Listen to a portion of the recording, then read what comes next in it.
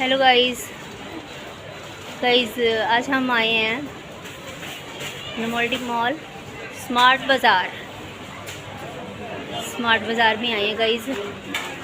तो पहले तो हम गए थे शुक्राना गुरुजी के, उनका बर्थडे था, तो वहाँ से हम अपना टाइम निकाल कर गुरुजी को वहाँ से विश देकर हम यहाँ आए हैं। तो मेरी फैमिली साथ है, ये मेरे हाँ जी योगेश जी, हेलो गाइस, हाय नगमा, हाय कार्तिक, ये मेरा नाती है गाइस, ये मेरा नाती है।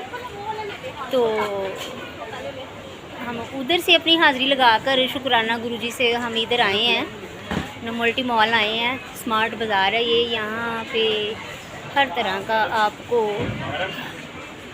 एक मिनट ओके।